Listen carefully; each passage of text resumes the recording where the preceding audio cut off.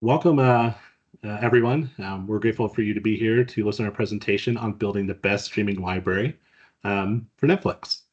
With me today is Chelsea and Jim. I'll go ahead and let them introduce themselves, but my name is Ryan McHenry, and I will one of the presenters today. Hi, my name is Chelsea Lee, and I'll be walking you through some of the data today as well. Hi, I'm Jim Fry, and I'll also be going through the slides with you all today and presenting the data. Okay. Choosing the right slides or right titles for your library is extremely important, especially in today's competitive landscape. The key success lies just not in the quantity of the content, but the quality and curation of your library. You should consider your library more than just a collection of films. It's a strategic asset that directly impacts user engagement, retention, and revenue. It's very important to carefully select the right titles um, for your library so we can create a library that not only attracts new subscribers, but it also keeps the existing ones from keeps the existing ones coming back for more. Um, so the main question we want to ask ourselves is, what is the number one film you must have in your library? And I'll turn it over to Jim to talk about the data. All right, so choosing our data source, we went to IMDb for their top 1,000 movies. IMDb is it's a comprehensive, respected, reputable database that ranks movies. Ratings are based on votes from millions of users worldwide. Each title has a weighted average rating system and a credibility formula, which considers the number of ratings a film has received. And so we pulled the data looking at the top 1,000 films in IMDb, and we started preparing the data for our analysis. And so that starts with looking at the top 10 records, just to make sure we understood the data set. And then we went through, some standard practices of making sure numbers are converted to integers, removing any suffixes that would make it difficult to do any type of analysis. And where we got a little bit creative is we actually created two new views looking at the average IMDb rating for each director, as well as for each actor, looking at the star one column, meaning that they are the main actor in the film. And so we ran a number of SQL queries that you can find in the appendix to prepare the data. And then ultimately, we loaded it into Tableau to build a number of visualizations and helping to answer some of the questions that we had, determining what the number one movie you should have in your library is. Looking at the data, the first area we looked at was genre of the films, and how does genre popularity correlate with ratings? We found that there is no strong correlation between genre popularity and the average IMDb ratings. While drama is the most popular genre, it has a rating of 8.0, which is not significantly higher than the other genres like crime drama, with that have an average rating of 8.2. Similar comedy drama, comedy romance have average ratings in the same area.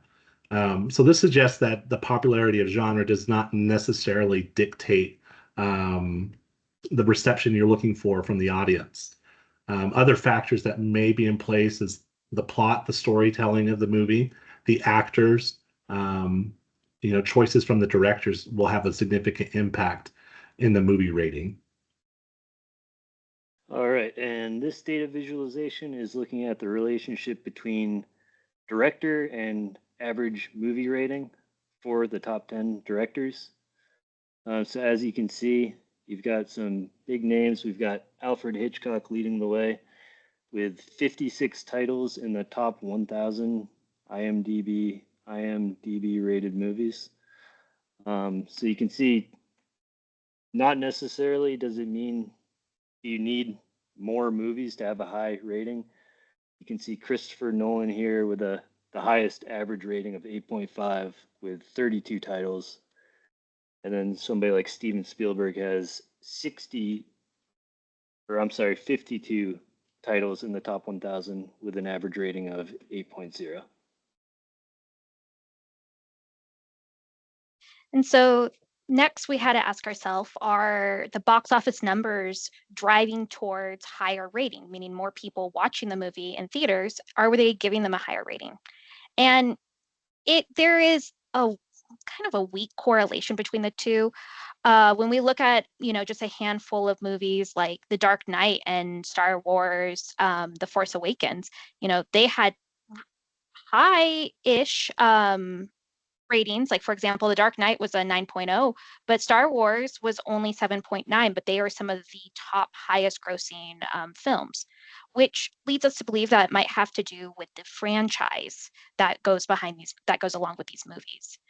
Some of the high rated but lower grossing films like Schindler's List, it has a rating of 8.9, but if you look at its box office earnings, it's much lower than some of the other titles on this list. So overall, we think that obviously movies that get a lot more attention, especially as we get into sequels, they're going to be able to spend more, but that doesn't necessarily mean that the rating's going to be higher. So the next area we would like to talk about is the impact that actors have on the IMDb ratings. Our visualization shows two actors at the top, William Sadler and Rab Gunton, who are primarily known for their roles in an iconic film called Shawshank Redemption. This suggests that their association to the film is what's boosting their ratings. Also, I would like to point out that our visualization highlights the overall quality of films, the actors of the films that an actor is a part of. For example, Elijah Wood. He has a high average rating due to his involvement in the Lord of the Rings franchise trilogy, which is widely considered a masterpiece. So we come to the conclusion that while actors do influence the ratings, but there's other factors involved depending on the role and the type of film. And then going right along with the previous slide, looking at actors' impact on rating, here we're looking at directors' impact on rating. So again, it's more quality over quantity. You don't need to have a lot of films in the top 1,000 to have an impact on the rating. As you can see, Frank Darabont, director of Shawshank Redemption and The Green Mile, only has 2 films in the top 1,000, but he's the highest rated director here. So yeah, in conclusion, the data shows directors do have a high impact on movie ratings, even if they've only directed 1 or 2 films in the top 1,000. So we come here to you today of trying to help you figure out the best formula to select a movie to add to your library. And the good news is we have figured one out. And so we have created a weighted score that focuses on the 4 factors we've discussed today. The director's average rating, which makes up about 30% of that weighted score. The actor's average rating, which is about 30%. The box office performance, and we normalize that gross earnings on a scale from 0 to 1 using these minimum and maximum normalizations. And finally, the IMDb rating. And so we want to make sure that we are calculating the weighted score for each movie based on this formula. And then from there, we can see what the top movie is. And so that leads us to the title that you need in your library. The title that you need in your library is The Shawshank Redemption. With an IMDb score rating of 9.3, with the director Frank Darabont with an average score of 8.95, the lead actor Tim Robbins with a score of 9.3, and the gross earnings of $28 million and a weighted score of 8.27. This movie is a must-have in your library. So we're here today to present to you a dashboard that we created to help you select which movies to put on your platform.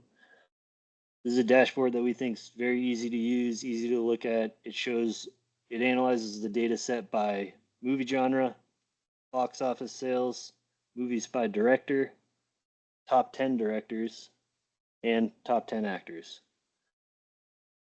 It's easy to navigate. You can go through this and figure out the movies that people want to watch. Thank you so much for your time today. We've included additional links in the last slide of this presentation, and we look forward to working with you to build out your library for your streaming platform.